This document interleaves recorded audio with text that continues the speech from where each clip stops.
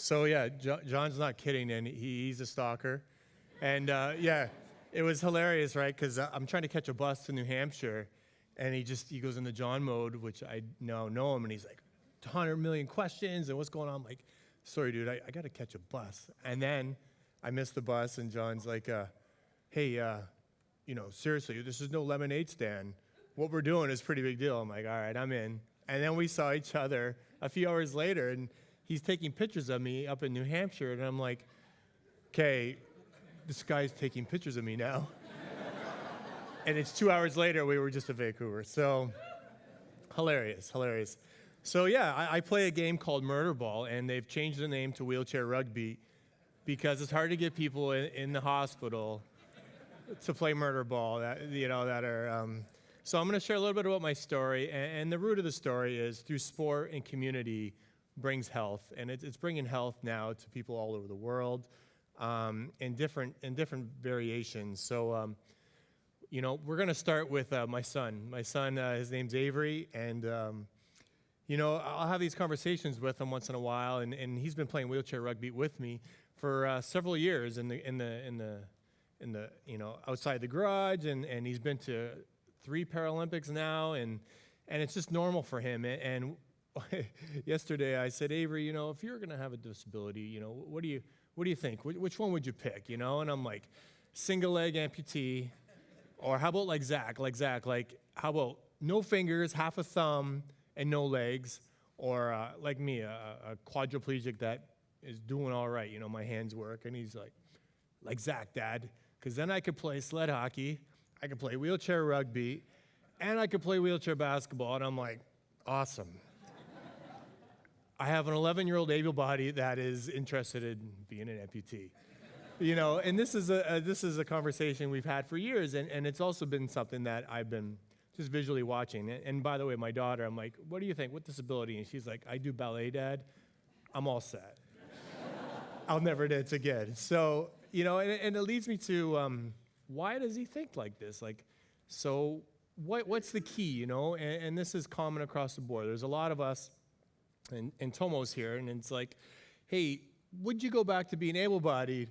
And a lot of my buds are like, and girls are like, no, I'm all set here. And I'm going to share a little bit of why I think that this is. So, why not, right? I get to play wheelchair rugby, get paid to travel around the world, represent our country, great country, Canada, and do things like that, hit other people in wheelchairs from other countries and have them fall over. And he's the culprit. He's the one that gets a penalty, and we get to cheer. And this is kind of funny because I'm completely demolishing him in his chair, and I'm saying to the ref, wasn't me, And it's pretty obvious that was me. So this is what happens, I'm in the hospital, I break my neck in a car crash, I'm 24 years old, and I start off in a place where you don't know what you are. You're in the hospital, you're not sure what's going on, and all of a sudden, I get this sense of freedom. I get this sense of, hey, 2.0 is happening right now. I get a new version. I was apprenticing in the trades as an electrician. I was really enjoying my life. I was playing some beer league hockey, some beer league baseball, and I had a job and a girlfriend and lived in a small town in Canada. And now I find myself in a situation, 8 weeks later, where I'm crippled, I'm disabled, I'm like all these things. I'm pretty fearful. And one of the things that happened was I just felt a sense of freedom. I felt like I could start fresh, I could start new. And right away, with that attitude, a bunch of doors started opening up. And what's exciting about that, and I like to show this also, with that new frame of mind and the support of the community and the support of a sport and exercise, and I'm starting to get my fingers back, and I'm getting the use of my body, and I just have this new sense of freedom. I'm pretty happy, and the docs said we're great. So this is something that I took with me, and it's also the attitude I took when I met my wife. I was like, this is the new version of gold. So it was kind of like my sales pitch to her.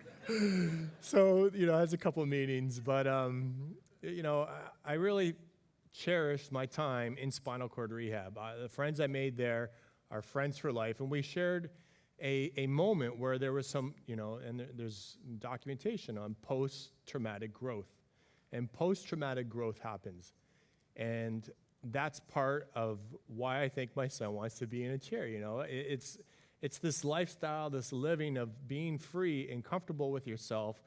And from there, I got this job, and I'm becoming an electrician, and I break my neck, and I'm way down here, and I'm crippled, and then all of a sudden, this happened in 1999. In 2002, we won world championships. I was a rookie on the team, and we are world champions, and Sport Canada's like, good job, and next thing you know, 2004 is Paralympics, silver medal, 2008, bronze medal, 2012, silver medal, 2016.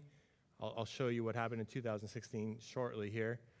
But what's happening now is the Invictus Games. And what's amazing about the Invictus Games is we got injured and ill soldiers all over the world. In Canada, I've been coaching wheelchair rugby to injured and ill soldiers for the last 2 years. And the chair is a catalyst to fun. I'm like, guys, I'm bringing bumper cars. Girls, we're jumping in. We're smashing into each other. Here's a ball. Let's chase it. And what happens is they join the team, and they go to the games, and they go home, and now they're playing wheelchair rugby all over the world in Canada, and they have a community. They're having fun. We're playing bumper cars, and if you don't show up, guys on the team, girls on the team are like, Chris, where were you? We're keeping an eye on you. We have a community. And that's a big deal because there's a lot of health in that, fun and recreation. So Prince Harry is an amazing, amazing person on many levels to use his platform and bring the Invictus Games to the world for injured and ill soldiers. So I couldn't be more tickled to be part of the Invictus Games. And this is this team's year, this year's team. They went down, and the Polish team was short. So as good Canadians, the Canadians are like, yeah, man, you can join our team. We're gonna bang chairs. So they were there a few months ago. They had a great time, and now part of our job is, hey, what community are you in? You're gonna do some archery. Post games, what's going to go on? So it's really been really cool to share wheelchair rugby across the world. So what's next for us? 2020 Paralympics. I would say I want to call it pre-Olympics. I want to change Paralympics or stay with Paralympics because the definition is parallel. But going forward, I'm proposing that the Paralympics at some point are going to be bigger than the Olympics, for a variety of reasons. And one of the reasons are we have better stories. There's a bunch of able bodies running around really fast, and that's amazing, but do it without a leg, It's, and what's amazing, Nike is sponsoring a gentleman with CP out in Oregon. We got Sports Illustrated issue with an amputee girl, and the Paralympics at Tokyo, I feel after 2020 will be as close as we'll ever be as the able-bodied Olympics, and that's great. There's marketability there, and there's a future. And again, we're sharing sports with people across the world that is pretty special. So, Team Japan, we got the new superheroes. We got, the Michael Phelps. We got the Usain Bolt. These guys just won world championships at the in Australia not too long ago, which is a big deal because they ended up beating us in 2016 in Rio to win a bronze medal, their first ever medal in the Paralympics, and I believe it was in Rio, Japan's only team medal, if I get that correctly. Japan, wheelchair rugby, these guys are rock stars. They are a big deal. There's millions of people watching wheelchair rugby in Japan, and that's a big deal. That's really cool because, again, it comes back to the community. It comes back to, health through sport. So in saying that, I got a challenge for you guys.